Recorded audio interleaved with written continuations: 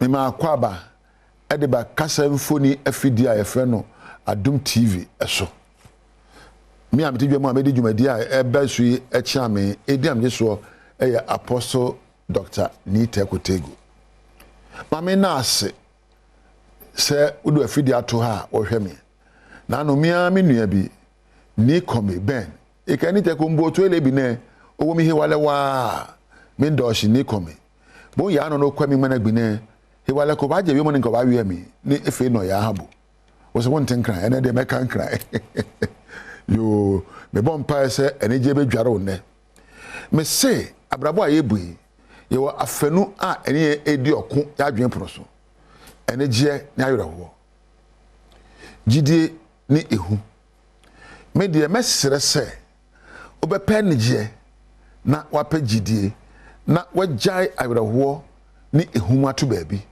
saa nneema me ni nyina nyansonsonso o abrabo wapomodne so.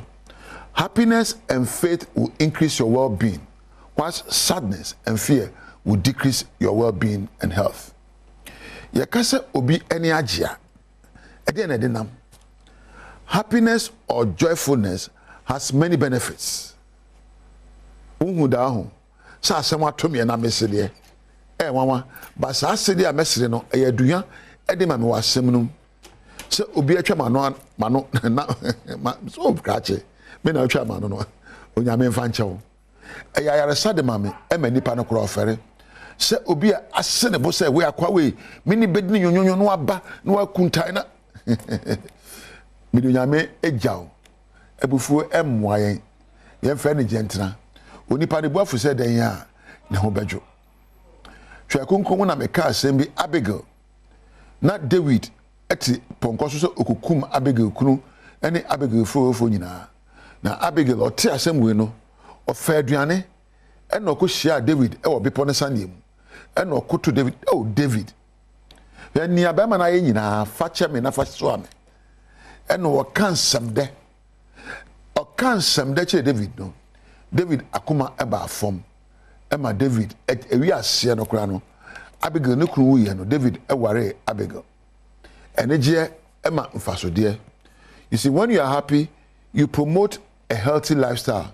Obi a wo ma wani je bia no wa brabo ensusanso ewi ahoden mo ne payo uta ema wani je a u boost wo immune system. Ye ka immune system a asrafo a eti omogya mu a sempo ya de bi ko mu a oni onko aso wan maduro oni payo bibi e fe no white blood cells eye emo anketenkete o omogya mu a sempo infection bi ko mu a won edi kan ene infection no ko ansa wanu maduro mpo wona mo yare bebre ko mu a se wo ahoden a enyaw esansa WBC no na na yefa no your immune system ena ebo ho ban na yade wancho na saade na ebo ho ban no ene je na Kenya no na onya ahoden eno nti na megyiri se Solomon kan se ene je eye duro ede manipa akoma na okra je se onim se woni taaje a o Kenya wo immune system na asrafo no wona atade a wo hye wona akotade eye enegye obi obeka wa brabo ahye no obi obema wa obema se owira ho no onya wodofo na emom o kan wa hye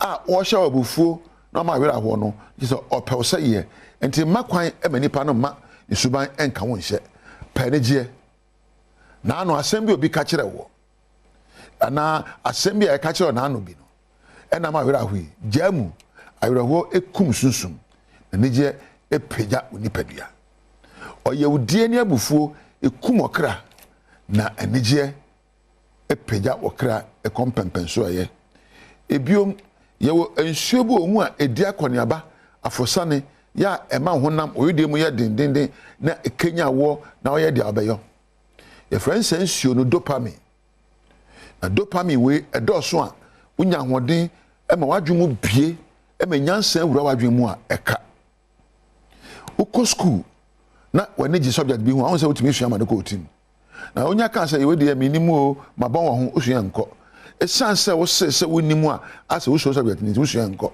na ka se subject we de me pe ema enegye bi adware wa brabo nti abrabo a yeboi enegye eyi oyaw efiri yeso na anigye so ma yenyini che. Happiness supports longevity. Anigye ema unyini che.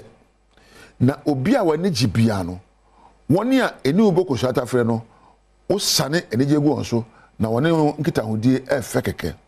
Ya na me de me mpe obi a omunamuna nanim. Ya na me mpe obi a da bia na wera ho eya na etetem ye friend negative energy. Anigye eye te electrical wire kese a ekenya kanea o wabrabom. What I say enti ya na me kase Yesu bo ba anyina no anigye ntia. Adom ode dom ye no anigye ntia.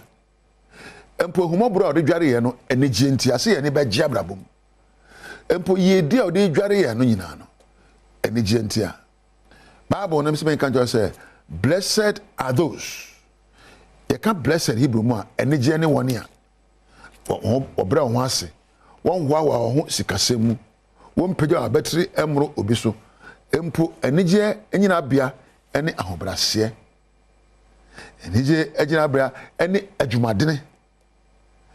Anigye ne se wado sukwa ka omu na ho nea eye de omu a pese wode na die eye osuban ne one ye na otimi ye bia wane bagye. Anigye nyina damfo ne ani ha. Anigye nyina damfo ne se abobo die. Anigye nyina damfo ne se anutwa. Anigye nyina damfo ene se empo se waye ha. Anigye adamfo eye ntobo ase. Anigye adamfo eye wodo. Anigye adamfo eye kasapa aye kan ya adwen po so nsempa. Anigye adamfo ene empo ahobrase ene pepepe yo. Anigye adamfo ene nokura die. Won obi wadi introda. Se ebechi nti na wabohu na nenye asoma meko kan ye. Enti anigye ni nyina aso baako ene nokura die. Enti na dai mesrew se wo pa anigye a di nokura. O pa anigye a ma odo entra akoma mu na da na adi. O pa anigye a sua ho brase. O pa anigye a ma obi bia nya pepepe yo. Na wanigye a wabrabo sunsunso kama. Anigye so beka woni a opese wo boa wo no aben. You know, happiness draws destiny helpers towards you. You ni pepe bere a etwe wi ase hia ebe kwa woni no. Wanigye abribiara sunsum no wo kenya won ema oba won chen. Anigye we sunsum mo aduro. Nti ne dey bibisa se adenti na uma wanigye. Ye nto anigye wo shop mu. Ye nto anigye wo mokola Katamanton Ketia enempo asaf market. Ye nto anigye e wo UK USA na Germany anigye ekura onede. Ba se mesere wanigye ekura onsem. Emfa ho bebia wadru. Emfa ho ne awofamu. Betimi asinketa kacha wo se ne nyina mu no mema mani agye. Mema pese de bi asre. Sa wo hwa me de. Me pese mi hu se wo sre kakra bi. Ma mi hu se me da ase. Se wo asra ma me. Se me make say Kevin Thomas na Eja Webek woni gu production room na wo se de. Ebo camera David eso sre. Na Frank na Osmosis so sre wo sound.